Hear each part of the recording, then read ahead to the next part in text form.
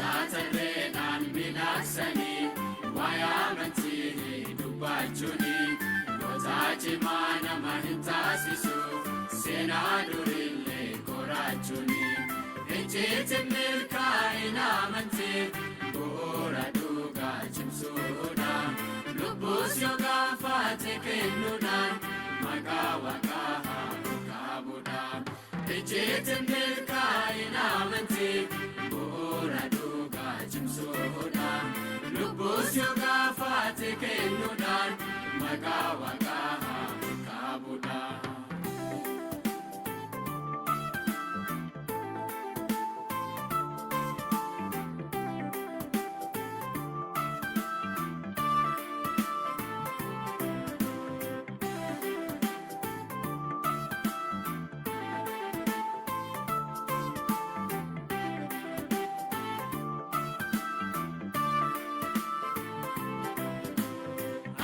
Namni baay'een du'a Yohaannis Cuuphaa raajeffatu dhugaa addaa maaltu galeef jedhallee koosaa dudubbatu namni amantii dhugaa hubatee silaa gaaffii akkana hin gaafatu waa'ee salaa labaa ture akka raawwatee maalalfatu jecha tarreedhaan midhaagsanii waa'ee amantii dubbachuuni goota cimaa nama hin taasisu seenaa durillee qoraachuuni ejjeetiin milkaa'ina amantii bu'uura dhugaa cimsuudha lubbuus yoo gaafate kennuudhaan maqaa waaqaa haa qabuudha ejjeetiin milkaa'ina amantii bu'uura dhugaa cimsuudha lubbuus yoo gaafate kennuudhaan maqaa waaqaa haa qabuudha.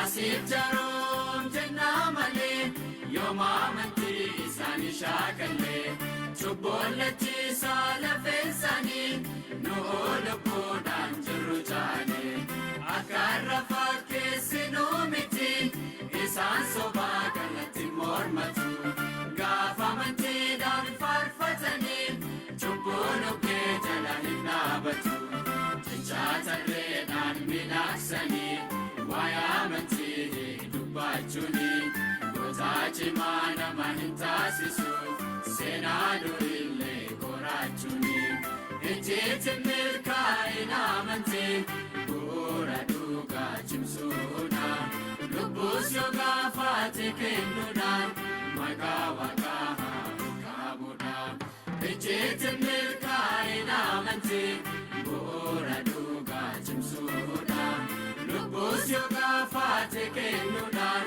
maqaa waaqaa haa qabuudha.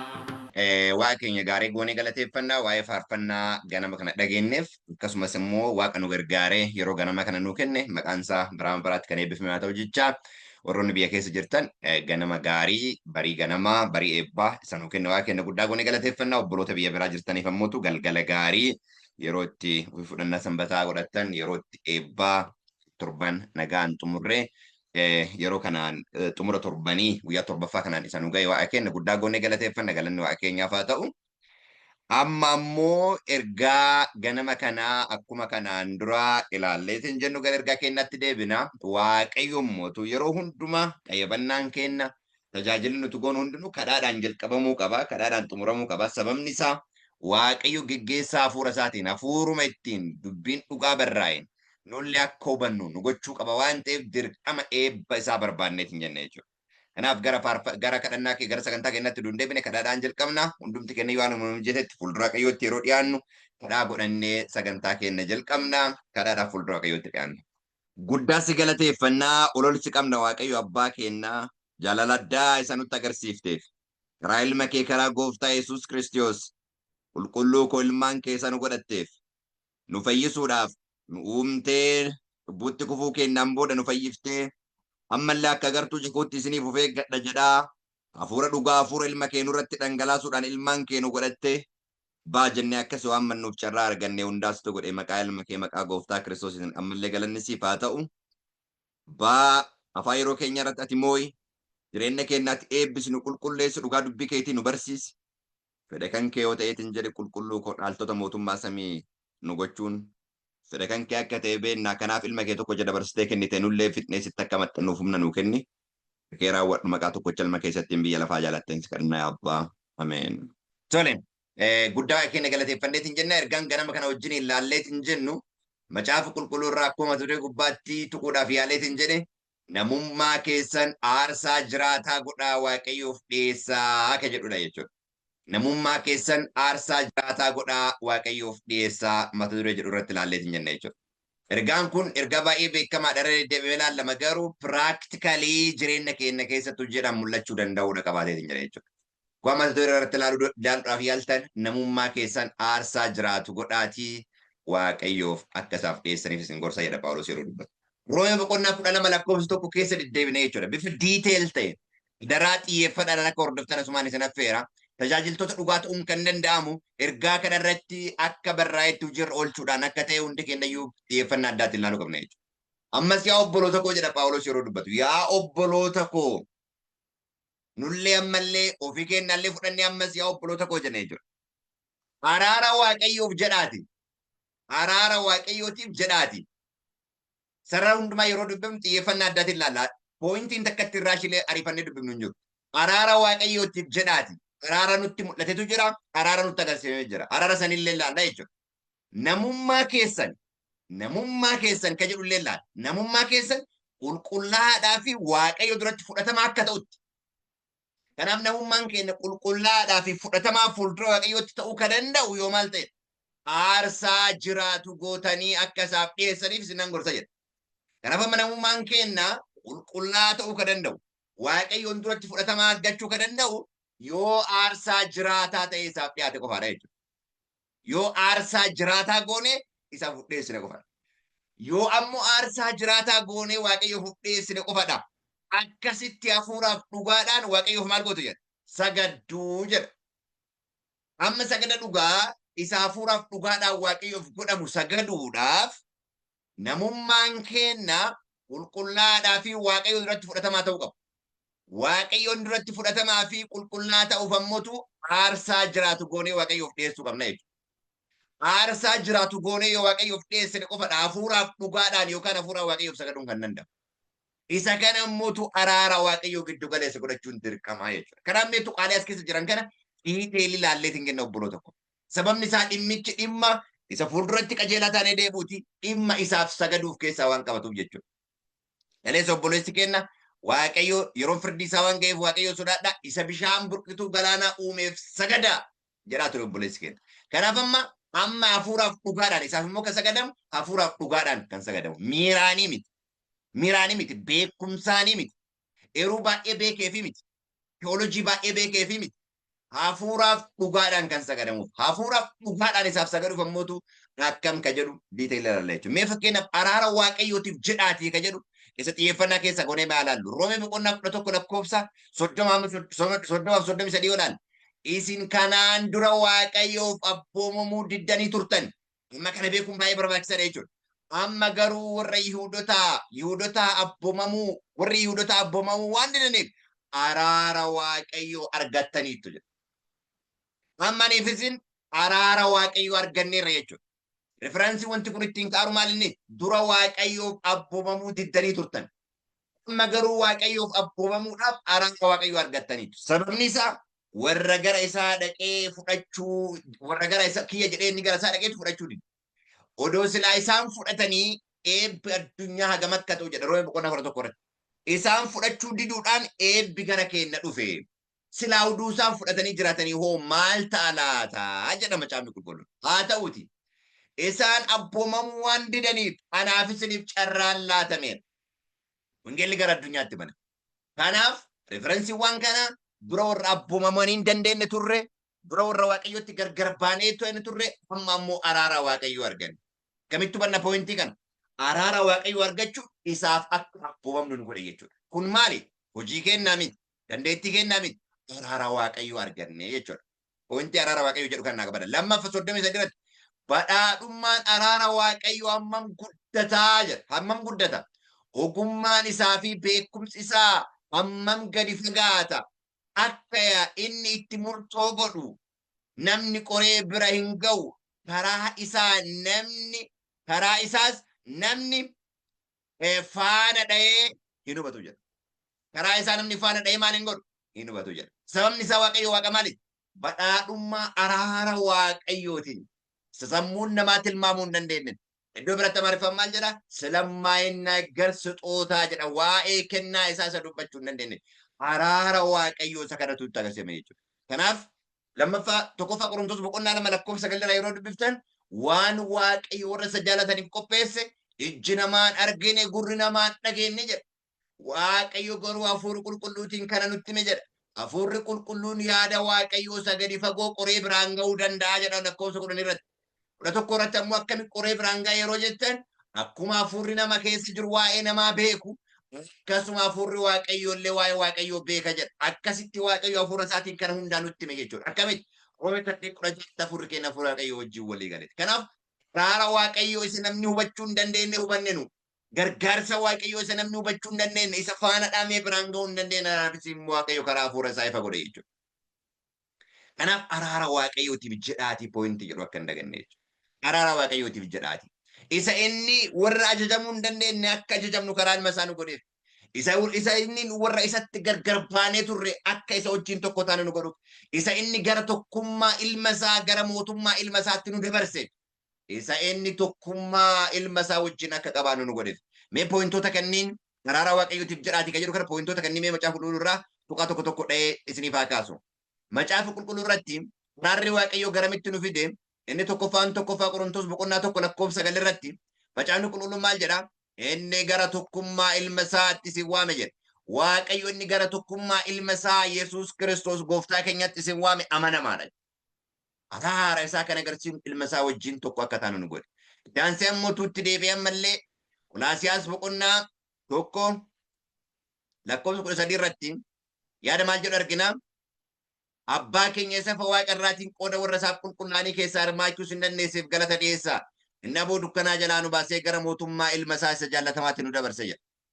Kanaaf amma araarri waaqayyoo isa kana jechuudha. Ilma isaa wajjin tokkummaa akka qabaannuuf, mootummaa ilma isaa keessa akka jiraannuuf, warra kalees abboomamee hin dandeenye amma immoo akka abboomamnuuf. Akka abboomamnu gaafa jennu abboomamnee fayyina miti. Kiristoos isa nu keessa jirutu waan hundumaa godha isa jedhuun jechuudha. Kanaaf araara waaqayyoo yaadataa inni jedhu kennaa waaqayyoo nuuf kenna. Ilma isaa yaadataa jechuudha karaa biraatti. Araara kan nutti agarsiise waaqayyoo karaa eenyuti? Karaa ilma isaa karaa gooftaa Yesuus Kiristoos jechuudha. Araara isaa isa yaadataa jedha macaafni qulqulluun. Tole. Daansee ergaa Phexros isa tokkoffaa boqonnaa 2:9 irratti maal jedha? Isin garuu qomoo fo'amaadhaa luba mana mootummaati saba qulqullaa'aadha warra dhuunfaa waaqayyoo ta'anidha jedha. Saba qulqullaa warra dhuunfaa waaqayyoo ta'anidha. Amma kanneen yaadadhaadha poointiin guddaan. Araara waaqayyoo yaadataa wanti inni jedheef. Waaqayyo hojii isaa isa jajamaa akka labsitaniif dukkana keessaa gara ifa isa dinqisiisaatti isin waame jedha. Argitanii amma tajaajila isaatiif adda ba'uun hojii isaa tajaajila isaa raawwachuun karoora waamamneeftu kana waan ta'eef. Wanti isin waameef tajaajila isaatiif keessanoo luboota mootummaati jedha. Argitanii hundi keenyayyuu luboota jechuudha. Luboota. Hangafa lubaa tokkocha qabna malee amma luboota garaagaraa hin qabnu. Namoonni hadha aangoo luboota lubummaa jedhu tariitii muudaa tajaajilaaf adda ol baasuu hin dandamata. Garuu waaqayyoon fuulduratti ebalu luba jedhamee ilaalamuudhaan hundi kennayyuu luba. Hangafa lubaa tokkocha qabna malee hundi kennayyuu luba. Sababni isaa aarsaa ganamaaf galgala ofii kennaa dhiyeeffanna malee nama bakka kenna buufnee dhiyeeffanna. Kanaaf luba hundi kennayyuu luboota akka taane adda baafnee qabna. Nu hangafa lubaa qabna malee luboota irra hin qabnu. Namoonni kuuwwan tajaajilaaf luba ebalu ka jedhan tajaajilaaf warra adda baanidha malee amma hundi kennayyuu luboota akka taane beekuun baay'ee barbaachisaadha jechuudha. Lakkoofsa 10 isin takkaa saba waaqayyoo hin turre jedha. Isin takkaa saba waaqayyoo hin turre. Akkuma jalqaba takkaa maal ta'a abbomamuun ala baatanii turte akkuma jedhame jechuudha. Takkaa saba waaqayyoo hin turre amma garuu saba isaa taataniittu. Isin araara waaqayyoo hin argatin turtan. Amma garuu araara isaa argattaniittu jedha. Galanni waaqa kennaaf haa ta'u. Araara waaqayyoo jechuun amma maalidha? Warra qomoof waamaa ta'uu kenna jechuudha. Saba qullaa ta'uu kenna jechuudha. Saba dhuunfaa isaa ta'uu kenna jechuudha. Warra isaaf tajaajila warra isaa adda ba'an ta'uu kenna jechuudha. Kanallee maal waa arganneef? Araara waaqayyoo waan arganneef. Lammaffaa Qorontos boqonnaa 4 irratti kanaafis akkuma araara waaqayyoo fudhametti hojii ergaa kana hojjechuudhaaf abdii maaliin godhinaa jedhaa? Hojii ergaa kanaa hojjechuudhaaf abdiin kutannu jedha. Abdiin kutannu jedha. Sababni isaa maalidha? Wanti nutti bahe araarri nutti agarsiifame waan ijarraa mul'atu gararraadha waan ta'eef. Kanaaf araara waaqayyoof jedhaatii ka jedhu poointii kana na qabadha jechuudha. Araara waaqayyoof jedhaatii. Waan inni nutti dadhabeef, waan inni kana hunda nu godheef jedhaatii itti aansaan maal jedha? Namummaa keessanii jedha. Namummaa keessan jedha. Namummaa keessan. Guutummaa namummaa keessanii jechuudha. Tokko qullaa'aa godhaa jedha. Namummaa keessan. Ergaa Phexros isa tokkoffaa boqonnaa 1 lakkoofsa 15-16 irratti akkas jedha macaafni qulqulluun. Inni isin waame qulqulluu akkuma ta'e isinis adeemsa keessan hundumaan qullaa'oota ta'a jedha. Adeemsa keessan hundumaan. Namummaa keessanii dhabaa jira kan jedhamu. Guutummaan namummaa keenna. Ijji keenna, gurri keenna, hafuurri keenna, lubbuun keenna, akkasumas immoo foon keenna. Yeroo tokko lubbuu keenna yeroo jedhamu namoonni waan biraa waan jedhaa irratti fakkaata. Macaafa qulqulluutu akkas jira waan ta'eef. Yeroo waa'ee nama guutuu dubbatu maal dubbata? Foon keessan, hafuura keessan, namoonni argitanii hin jirre asumaan argaa. Nu mana qulqullummaa erga jedhamne mana qulqullummaati. Mana qulqullummaa immoo kutaa meeqa qabaa? Kutaa qulqulluu ka ta'e 2 qabaa. Inni kun ammoo iddoo aarsaa jedhama jechuudha. Waliigalatti waa'ee mana qulqullummaa yeroo dubbannu kutaan qulqulluu jedhamu kutaa 2 inni samii irratti waaqayyo Museetti agarsiise inni kun ammoo iddoo aarsaa jedhama. Lafa sanii qulqulluun argamu qulqulluun jedhama. Waa hundaafuu waa'ee bakka 3 qoranna jechuudha. Jeneraalii waa'ee mana qulqullummaa yeroo dubbanneet hin jennu kutaa qulqulluu ka jedhamu 2 bakkeen jira waliigalatti waa'ee 3 qoranna jechuudha. Iddoo taa'aa kutaa qulqulluu qulqulloota. Kan adda baasee beeku qaba namni. Okay. Iddoon ta'an qulqulluun jedhamu. Kana beekuun baay'ee gaariidha. Waaqayyo inni nagaa namaaf kennu guutummaatti ofii isaatii maal isa naa godhu jedha. Isa naa qulqulleessu.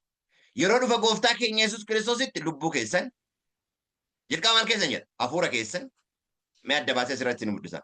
Yeroo tokko nama wajjiraasee jennaani indee kun akkasin jedhamu maal jechuu barbaaddeetti naan jedhan.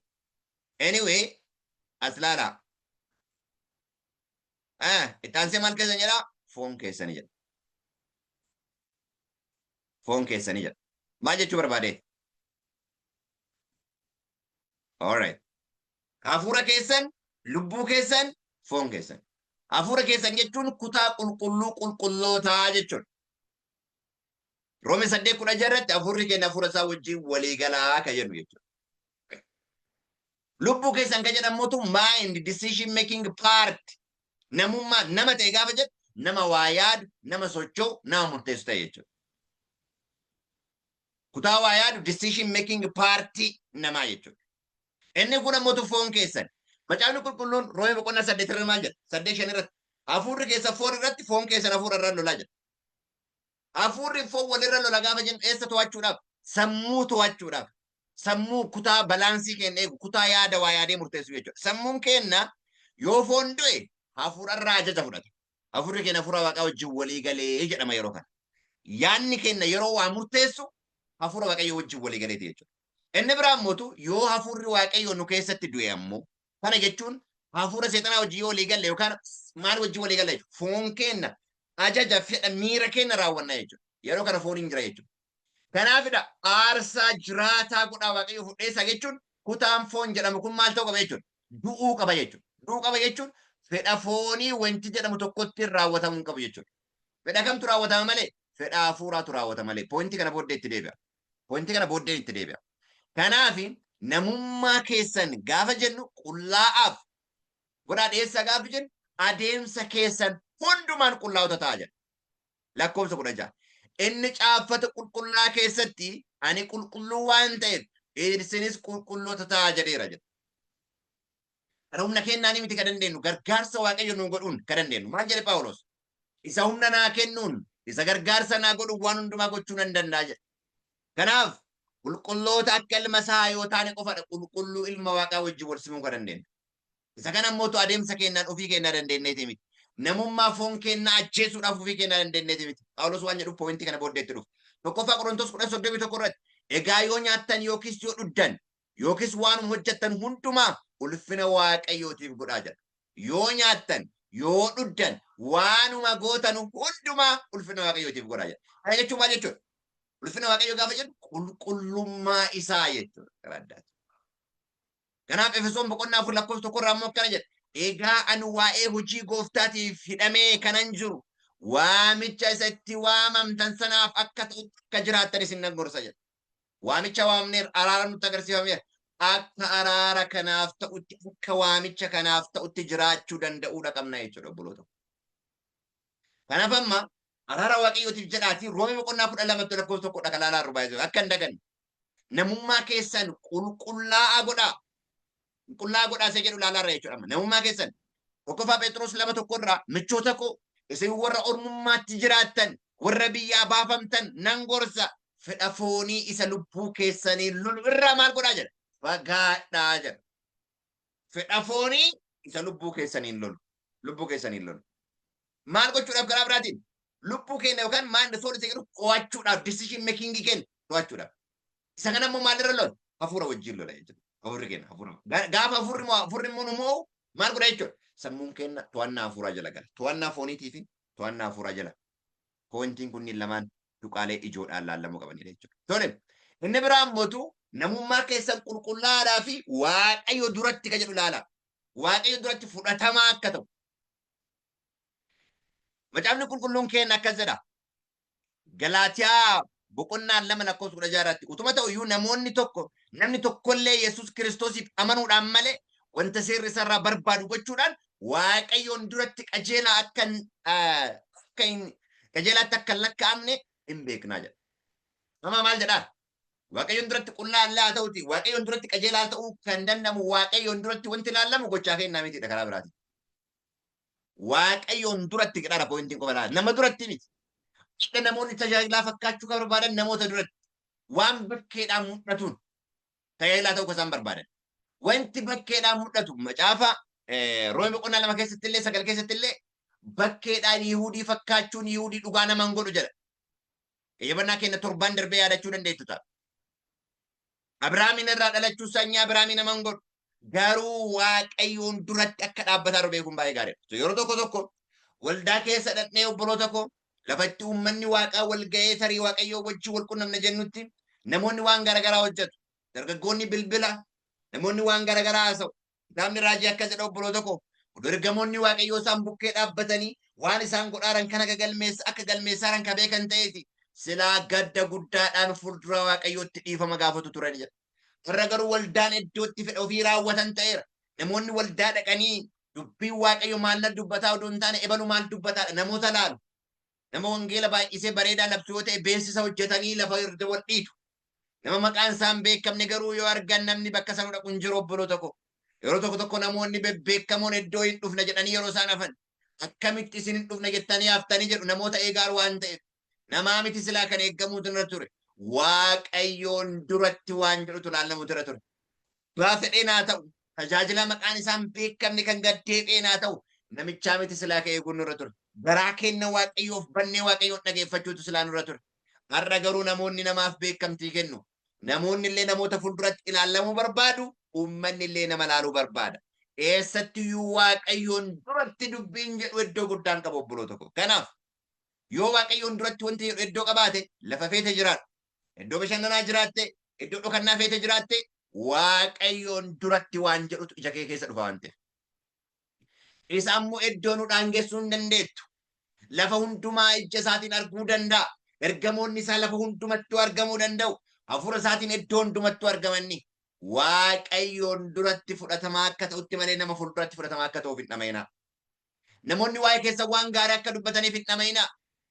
Yoo namoonni waa'ee keessan hamaa dubbatan oduun gammachuun madaalliin keessan nama fuulduratti miti. Waaqayyoon fuulduratti waan ta'eef. Har'a namoonni baay'ee gadi isin qabuu barbaadan ta'a. Tuffachuu isin tuffachuu danda'an ta'a. Maqaa adda addaa nutti baasuu danda'an ta'a. Madaalliin keenya garuu namoota fuulduratti miti. Waaqayyoon fuulduratti. Waaqayyoon fuulduratti. Waaqayyoon duratti jechuudha.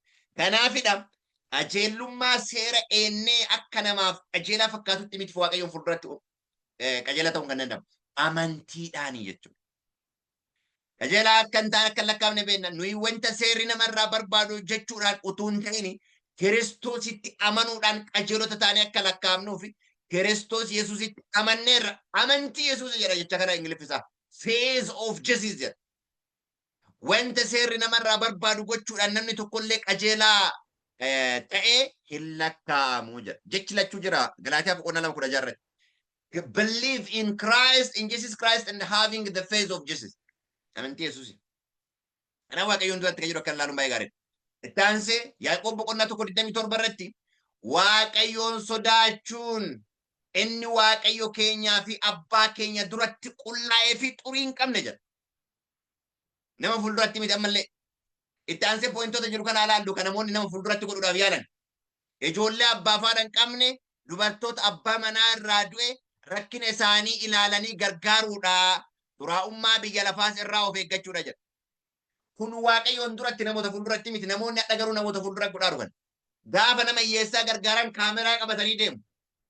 Kaameraadhaan qarrasanii achiin booddee mana foloo karaa afaan biyya kanaatiin beekamtii addunyaa irratti argachuu barbaadu. Waraabaa sababni isaa maal gochuudhaaf? Namoota konfiinsi gochuudhaaf. Ilaa nama gargaaraaraa birrii ergi jechuudhaaf. Ilaa nama gargaaraaraa karaa kiyya kana godha jechuudhaaf. Macaafa qulqulluu irratti amantiin qajeelaa fi qulqulluun xurii hin qabne waaqayyo keenya abbaa duratti jedha. Abbaa duratti. Ijoollee abbaa fi haadha hin qabne dubartoota abbaan manaa irraa du'e rakkina isaa ilaalanii gargaaruudha. Tuqaa rakkina isaa ilaalanii jedhu illee akka hin daganne. Namni abbaa waan hin qabneef hiyyeessa jechuun. Ijoollee illee abbaa fi haadha waan hin qabneef ijjaraalii hiyyeessa jechuun. Laaluu qabna jechuudha. Talaallu namootu ija dhugaatiin laalla jechuudha. Ija dhugaatii hafuurri keenya hafuura waaqayyo wajjin walii galee. Kanaaf tajaajilli kun waaqayyo duratti akka ta'e akka hin daganne. Kanaaf namoota fuulduratti mul'achuudhaaf jedhanii gochaan namoonni guyyaa guyyaadhaan godhan akka macaafa qulqulluutti qajeelaa miti.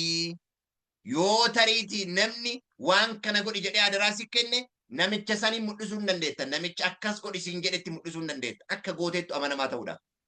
Kana keessaa with evidence namicha abbaa akkas godhi siin jedhetti. Paabilikaalii gochuun garuu galata namoota fuulduraa fudhachuudhaaf ebalu akka nama godha jechuudha. Kun nama fuulduratti ta'a. Waaqayyoon fuulduratti garuu piroonsi inni koonsiisaa beeka waadni. Kanaaf tajaajilli kenna waaqayyoon fuulduratti ka jedhu yeroo hundumaa giddu galeessa godhachuu danda'u qaba jechuudha. Eenyuun fuulduratti waaqayyo keenyaa fi abbaa keenya duratti qulqullaa akka ta'e fudhachuu qabna jechuudha. Kanaaf gaafa namummaa keenya qulqullaa goone gaafa waaqayyoon duratti fudhatama arganne fudhatamaa kanneen hundumaa gochuun kan danda'amu namummaa keenya qulqullaa fi fuuldura waaqayyootti qajeelaa akka fuuldura waaqayyootti fudhatama gochuun kan dandeenyu namummaa keenya aarsaa jiraatu goonee yoo dhiyeessine qofa. Aarsaa jiraatu goonee yoo dhiyeessine qofa. Oyi waa'ee aarsaa jiraatu kana mee akka hin fudhanne macaafni qulqulluun aarsaa gaafa jedhu waa ajjeesuudha. Aarsaa gaafa jedhu waa du'ee jechuudha. Waan du'ee jechuudha. Maal jechuu barbaade ture aarsaa jiraatu ka jedhaa maal jechuudha. Maal jechuudha? Aarsaa jiraatu. Lafarraa duunee waaqayyoof jiraachuu jechuudha. Yookiin immoo waaqarraa duunee lafaaf jiraachuu poointii garagaraati. Yaadachuu ta'e poointii kana dargaggeessa tokkotu abbaan kiyya du'eera abbaa kiyya awwaalladhee si duukaa bu'aa jennaani dhiisii warra du'ani du'aa isaanii haa awwaallatanii jedheen akka kiristoositti lafarratti namoonni kunniin du'aniiru. Akka ilaalcha namoota kanaatti immoo namichi Kiristoos hin duukaa bu'uu barbaadu addunyaa irraa maal ta'eera? Du'eera. Addunyaa irraa du'u. Inni jedhu kun gaafii foonii deebisuu dhiisuu jechuudha. Abbaa kiyya na jalaa du'eera. Badee jedhee dhimma sanii miti dhimmisaa. Only pressing forward. Yoo kana ta'e qofadha. Aarsaa hafuuraa waaqayyoof dhiyeessu namummaan keenya qulqullaa ta'e fuuldura waaqayyootti dhiyaachuu kan danda'u yoo kana ta'e qofadha. Sagaleen keenya jiran fakkaata. Baay'ee gaarii. Tole. Roome boqonnaa 6:13 irraa akkas jedha macaafni qulqulluun. Roome boqonnaa 6:13 irraa bu'aa dhagna keessanii mi'a jal'inaa gochuudhaaf harka cubbuu jalan galchinaa jedha. Harka cubbuu jalan galchinaa. Kana jechuun maal jechuudha? Foon jalan galchinaa jedha. Jechuudha. Garuu akka namoota warra du'a keessaa ba'anii jireenya argatanitti Waaqayyoof of kennaati. Bu'aa dhagna keessanii mi'a qajeelinaa gochuudhaaf harka Waaqayyoo jala of galchaa jedha. Akka warra maal ta'anii jedhaan isaan qulqulluun? Akka warra garuu akka namoota warra du'a keessaa ba'anii. Du'a keessaa ba'anii kan jedhu du'a jechuun maal akka ta'e addunyaa kana keessaa Kiristoosiif akka warra addabanitti jechuudha. Addunyaa irraa duunee Waaqayyoof jiraachuu jechuudha. Aarsaa jiraataa kan jedhu. Fedha keenya kan jedhu jireenya keenya keessa iddoon qabu jechuudha. Anummaan iddoon qabu jechuudha. Harka Waaqayyoo jala of galchuu jechuudha. Harka Waaqayyoo jala of galchuu karaa biraatiin maalidha obboloota koo? Hafuurri keenya hafuura isaa wajjin walii galee to'annaa keenya gochaan guyyaa guyyaan nuti goonu Waaqayyoon to'atamaa jechuudha obboloota. Kanaaf kun maal jedhama? Aarsaa jiraataa jedhama. Innis maal keessan jedha? Tajaajila keenya guyyaa guyyaatti goonudha jedha obboloota. Aarsaa jiraataa. A living sacrifice. Duuteetta garuu hin jirta. Maal jechuudha?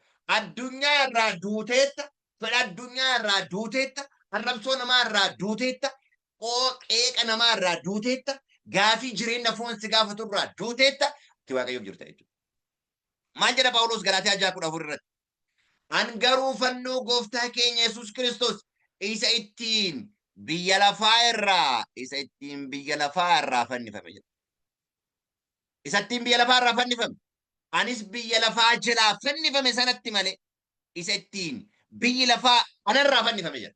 Inni jalqaba biyyi lafaa illee anarraa maal ta'eera? Fannifameera, narraa du'eera biyyi lafaa illee. Na wajjin konnishiin hin qabudha. Itti aansee hoo maal jedha? Anis biyya lafaa irraa maal ta'e jedha? Fannifame jedha. Fannifame jedha.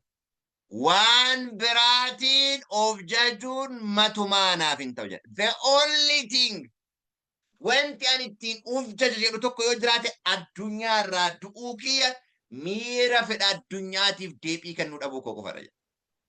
Gaafa tuman, gaafa keessaan tuffatan, gaafa alaan mataa gadhiifteetta gaafa jedhan, gaafa heretics barumsi inni barsiisu. Heretics kan jedhu baay'ee achi keessa. Heretics jechuun warra keessaa ba'oota jechuudha. Dubbiin barsiisaaru ati keessaa ba'aadha jedhanii turan. Gaafa akkas jedhanii keessaan alaan warraansi gaafa itti baname inni maal jettu beektu?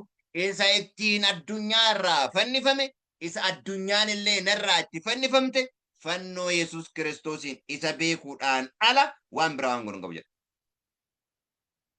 Waan biraa bakka dhimmi wanti itti dhufu jedhu tokkotti hin jiru jedha lafa kanarraa. Kanaaf aniif isinillee addunyaa irraa yoo dhuune aarsaa jiraataa goonee namummaa keenya Waaqayyoof yoo dhiyeessine.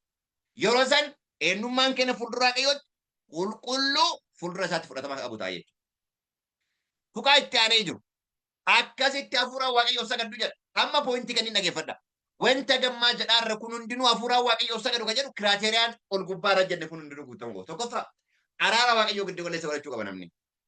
Kaleessa dukkana keessa ka ture, kaleessa du'a keessa ka ture gara jireenyatti akka deebi'e beekuu qaba. Lammaffaa namummaan isaa qulqulluu fi mudaa kan hin qabne ta'ee Waaqayyoon fuulduratti dhiyaachuu danda'u qaba. Inni ammootu aarsaa jiraataa goonee yoo dhiyeessine. Gaafa aarsaa jiraataa goonee namummaa keenya dhiyeessine fuuldura Waaqayyoo jiraataatitti qulqulluuf mudaa kan hin qabne isaanii dhiyaanna. Namummaan keenya guutuun jechuudha. Akkasitti warra kana godhe qofatu hafuura Waaqayyoof sagaduu danda'a. Pointiin murteessaan ama biraan baane isa kana. Akkasitti hafuuraan Waaqayyoof sagadu. Macaafni qulqulluun keenya maal jedha? Yeroon itti warri dhuguma sagadan hafuuraaf dhugaadhaan abbaadhaaf sagadan. Hafuuraaf dhugaadhaan eenyuuf? Abbaadhaaf sagadan hin dhufaa jedha. Macaafni qulqulluu yeroo dubbatu. Pointii sana rogannaa laala. Randamilee akkanuma waan barraa'e miti obboloota koo. Akkanuma waan barraa'e miti. Tariitii yaa'aaf walamtaa isa namni jedhu miti. Kiristoos yaa'aaf walamtaa hin lebbatin. Hin qabu. Filiirilii waanuma jedhuu qabudha kan inni jedhu. Aritanii hafuuraaf dhugaadhaan eenyuuf? Abbaadhaaf sagadan garuu maal ta'a jedha? Hafuuraaf dhugaadhaan. Mata dureen keenya maal ka jedhu? Hafuuraan Waaqayyoof sagaduu ka jedhu jechuudha. Hafuura Waaqayyoof sagadan. Kanaaf hafuuraaf dhugaadhaan abbaadhaaf sagadan garuu dhufu. Ammumayyuu immoo ga'eera. Abbaanis warra akkasitti sagadan barbaada. Abbaanis warra akkasitti isaaf sagadan barbaada. Interesting. Lakkoofsa 24. Waaqayyo hafuura. Kanaaf waaqayyo hafuura ni jedhame kun inni jechuudha. Abbaadha jechuudha. Warri isaaf sagadanis hafuuraaf dhugaadhaan isaaf sagadu. Hafuuraaf dhugaadhaan isaaf maal godhu sagadu jechuudha. Kanaaf akkuma kanaan dura waaqayyo hafuura kan jedhu laalle abbaadha jechuudha. Pointiin amma kana booddee jiru baay'ee murteessaadha. Mee fakkeenyaaf waan obboleessi koo kaleessa galgala nu qo'achiisaa ture qo'annaa san irra deebitanii akka laaltaniif isin affeera garuu mee haayilaatii waan gabaabaa yaa godhu. Gabaabseema waan gabaabaa godhu. Macaafa qulqulluu irraa namoonni macaafa qulqulluu irraa nu barbaadan. Mul'ata boqonnaa 14 lakkoofsa 6 irratti kana booddee ergamaan biraa tokko wangeela isa bara baraa baatee warra lafarra ta'anitti saba hundumaatti gosa hundumaatti afaan dubbatamu hundumaatti nama hundumaatti labsuudhaaf bantii waaqaa walakkaa utuu balali'uu nan arge jedha. Inni sagalee guddaadhaan yeroo firdii isaa waan ga'eef waaqayyoon sodaadhaa ulfinallee kennaafi isa bishaan burqituu galaanaa uumeef sagadaa jedha. Waaqayyo isa bishaan burqituu galaanaa uumeef sagadaa. Amma poointii kana rogannaa qabadhaame. Amma bakka biraa piroosesii biraa keessa deemee waan biraan jedhu garuu waan tokko duwwaatti asitti dubbachuu barbaada. Isa bishaan burqituu galaanaa uume maal godhaa? Sagadaa. Interesting. Tokkoffaa eenyuunfaatu ergaa kana labsuu danda'a warra jedhuufi warra addunyaa irraa du'aniidha. Warra aarsaa jiraataa godhanii waaqayyoof dhiyeessaniidha.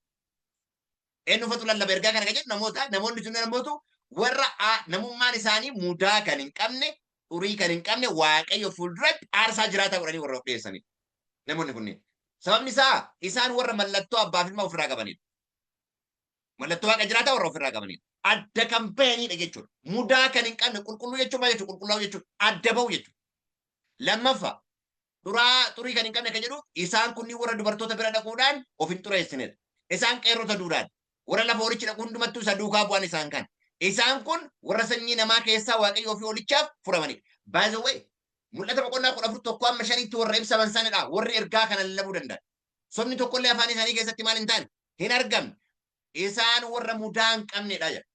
Eenyuun fuulduratti? Waaqayyoon fuulduratti. Kanaaf maal jedhaara? Roomee boqonnaa 12 irratti araara waaqayyootiif jedhaati. Namummaa keessan qulqullaa'aa waaqayyoon duratti mudaa kan hin qabne ta'e akka dhiyeessaniif aarsaa jiraatu godha waaqayyoof dhiyeessaadha. Kana jechuun ofirraa du'aadha. Warra kanan ergaa kana lallabuu kan danda'an. By the way, yeroo isaan lallaban ergaa isaanii keessatti isa waaqa lafa galaana bishaan burqituu galaana uume maal godhaa kan jedhudha ergaan isaanii sagadaa kan jedhudha. Amma kana namoonni biraa baay'een yeroo dubbatan inni asirratti waaqa isa bishaan burqituu galaanaa uumaaf jedhe kuni jedhanii foormulaa biraa barbaaduudhaaf yaadu. Macaafni qulqulluun garuu to the point deebiseera kana. To the point eenyuun akka inni ta'e. Ilaa mul'ata boqonnaa 10 dhannee ilaallu. Ergamaan mul'ata boqonnaa 10 Kiristoosiin bakka bu'a. Ergasii immoo ergamaan aangoo qabeessa biraa tokko waaqa keessaa oduu gadi buunaan argee jedha. Inni duumessa uffatee jedha. Duumessa uffatee kan jedhu mul'ata boqonnaa 4 irratti teessoon tokko ture. Teessoo irrallee tokkotu taa'ee ture. Naannoo isaallee sabbata waaqaa ture jedha. Utuu gadi buunaan argee duumessi maalitti fakkeeffama soori? Ergamoota. Ergamoota waaqayyootiin marfamee kan dhufu ilma waaqayyooti. Duumessaan itti aansee naannoo mataa isaatti sabbata waaqayyooti ture jedha. Isa kana kan jedhaa. Waaqummaa kan qabu ergamaan asirra ibsame kun. Fuulli isaa akka maaliifa jedha? Akka biiftuu calaqqisa jedha. Miilli isaa hoo akka utuboota ibiddaati jedha. Mul'ata boqonnaa 1 lakkoofsa 16 irraa 15 irraa kaasaati gada 17 yeroo dubbiftan karakteriin kun kallattiidhaan Kiristoos akka mul'isu argitan. Kanaaf Kiristoos miila tokkoon lafarra miila tokkoon galaanarra dhaabbatee kana jechuun ergaa addunyaa guutuu waliin ga'uudha jechuudha ergichi. Lafa jechuun lafa namoonni baay'een hin jirre karaa biraatiin uummata afaan bineensichaa keessaa hin yaane jechuudha lafa keessaa jechuudha. Galaana keessaa jechuun ammoo lafa uummanni baay'een jirudha. Galaanni kun ammoo mul'ata boqonnaa 12 irratti afaan jawwichaa keessaa gadi yaa'e. Kana jechuun doktoriinii seexanaatii warra faalame jechuudha. Achi keessaa ba'e bineensichi. Interesting. So lafa kanarra dhaabbatee hundumaafuu ergaa ta'u gaafa dubbatu kana jechuun warra waaqayyoof qulqullaa'eefillee addunyaadhaafillee warra afaan bineensichaa keessaa ba'eefillee warra hin baaneefillee jechuudha. Lafa gogaafillee galaanaafillee ergaa ta'u irra dhaabatee olaantummaan isa jechuudha kan hundumaa akka to'atu irra dhaabbatee macaafatti banamte harkatti qabate Macaafa baramte kana yeroo laallu ammoo mul'ata boqonnaa 5 irratti kan bana eenyuun qofa Kiristoos Yesuusiin qofa jechuudha obboloota ko. Harkatti qabatee akkana jedhe sagalee guddaadha lakkoofsa 5 irratti.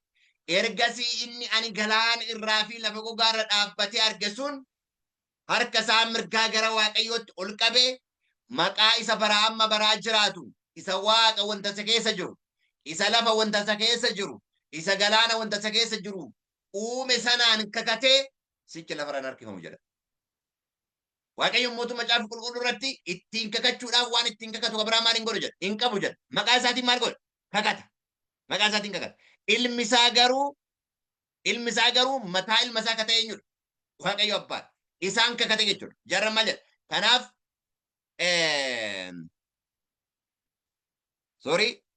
Ibrootam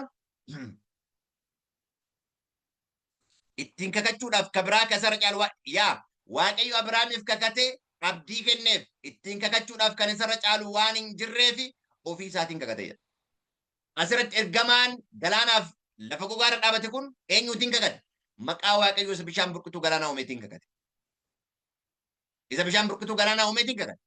Isa kana wangeela tokkoffaa Qorontos boqonnaa 8 lakkoofsa 16 irratti ergaa macaafa qulqulluu wajjin akkamiin waliigala yoo jenne ammootu 8 jaarra maal jedha? Lakkoofsa kanallee namoonni yeroo dubbatan Waaqa agarsiisu jedhaa turanii maaltu akka Waaqa agarsiisu bichaan beennu Waaqayyoolii kan jedhaman Waaqa keessa lafarra jiru waa'ee Waaqayyooliitti kan dubbataanu Waaqayyoolii gubbaarratti aarsaan dhiyaataaruuf jechuudha. Qalmi dhiyaataaruuf. Qalmi ka dhiyaatuuf lakkoofsa ofirra akka dubbatame kun egaa waa'ee qalma Waaqayyoolii tolfamoo dhiyeeffamee nyaachuun immoo Waaqayyo tolfamaan dhuguma jireenya akka hin qabne akkasumas immoo Waaqayyo tokkocha malee kan biraa akka hin jirre nuyi beekna jedha. Kanaaf kan dubbataru waa'ee Waaqayyooti. Qalmi kun eenyuuf dhiyaata? Waa'ee Waaqayyooti. Waa'ee Waaqayyootii fi waa'ee Waaqayyoolii dubbataara jechuudha. Lakkoofsa 4. Lakkoofsa 4 irratti waa'ee Waaqayyootii fi waa'ee Waaqayyooliiti kan dubbataru. Waaqayyooliin jireenya hin qaban aarsaan isaaniif dhiyaata. Waaqayyo garuu tokkocha. Lakkoofsa irratti Waaqayyoolii kan jedhaman Waaqa keessa lafarras jiru. Waaqayyooliin gooftoliin akkasii baay'eedha. Nuuf garuu Waaqayyo tokkocha jira. Waaqayyo tokkocha akka jiru beekamaadha asirra jedheera. Waaqayyoon tokkochi kun eenyu maal jedhama Macaafa Qulqulluun? Innis abbaa isa waan hundumaa uume isa nus maqaa isaatiif jiraannu jedha. Kanaaf isa bishaan burqituu galaanaa uumeef sagadaa gaafa jedhu wangeela Yohaannis boqonnaa 4 lakkoofsa 23 irra kan jiru yeroon itti abbaadhaaf sagadan hafuura dhugaadhaan isaaf sagadan dhufa kan jedhame indikeetii akka inni godhu laaluun baay'ee gaariidha. Akkasumas gooftaa tokkochatu jira innis Kiristoosii isa wanti hundinuu ittiin uumame isa nus ittiin jiraannu jedha. Kanaaf wantoonni uumaman hundinuyyuu karaa gooftaa Kiristoosii uuman. Kan uume eenyudha? Abbaadha. Ergaan ergamoota sadii keessaa ergama ergama tokkoffaa isa kanaaf sagadaa jedha. Kanaaf akka Roomee boqonnaa 12 lakkoofsa tokkotti namummaa keessan aarsaa jiraatu godhaati. Waaqayyo dhiyeessaa ni jedha akkasitti hafuuraaf dhugaadhaan Waaqayyoof sagaduu hin danda'ama jechuudha. Akkasitti hafuuraaf dhugaadhaan Waaqayyoof sagaduu hin danda'ama jechuudha. Hafuuraaf dhugaadhaan isaaf sagadu. Lakkoofsa 24 irratti lakkoofsa Filiphisius 3 irratti akkana jedha. Nuyi garuu dhagna qabaa isa dhugaa arganneerra jedha. Isa foonii utuu hin taane isa dhugaa arganneerra jedha.